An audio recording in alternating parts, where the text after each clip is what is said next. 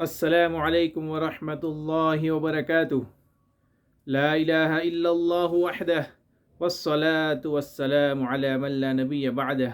میرے بھائیوں اور میری اسلامی مائیں اور بہنیں، میرے بھائیوں، یہ رمضان کی دوسری کلپ ہے۔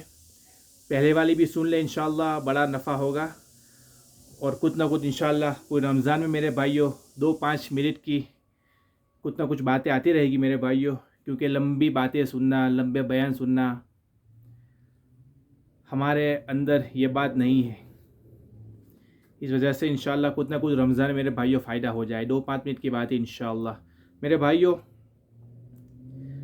یہ سب ہمارے بڑوں کی اکابر کی باتیں ہیں،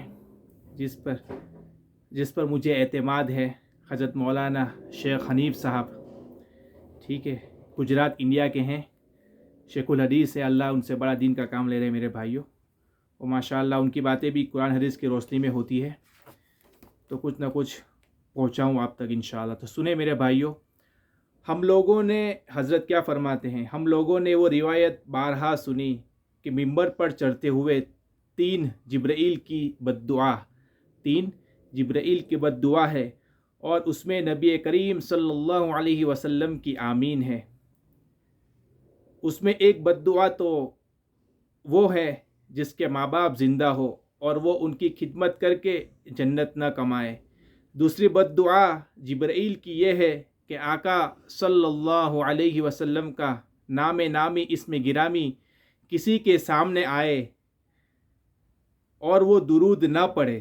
اور تیسری بد دعا یہ ہے کہ ہلاک ہو جائے وہ آدمی، تباہ اور برباد ہو جائے وہ آدمی جو رمضان کا مہینہ پائے اور اس کی بخشش نہ ہو۔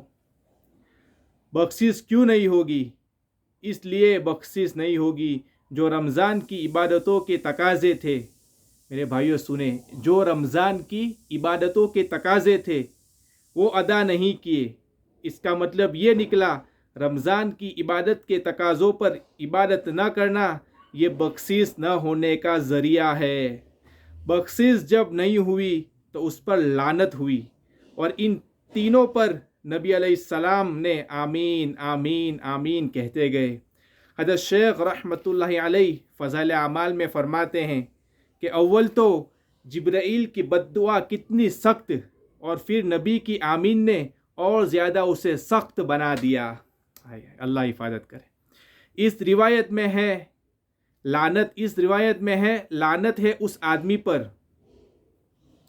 اس کا مطلب یہ نکلا اگر ہم نے عبادت کو عبادت کے ڈھنگ سے نہیں کیا تو نتیجہ یہ ہوگا کہ یہ لعنت والی حدیث ہماری طرف آئے گی، اور جب لعنت والی حدیث آئے گی تو میرے بھائیوں یاد رکھو، لعنت کا مطلب یہ نہیں ہے کہ بم گرے گا۔